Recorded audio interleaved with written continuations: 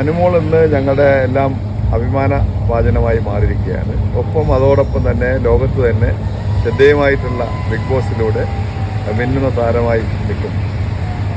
അനുമോളുടെ കുടുംബം എന്ന് പറയുന്നത് ഞങ്ങളുടെ സ്വന്തം കുടുംബം ആണ്. ഞങ്ങളുടെ പഞ്ചായത്ത് ഒരു ആവേശപരമായിട്ടുള്ള ഒരു അന്തരീക്ഷത്തിൽ നിൽക്കുകയാണ്.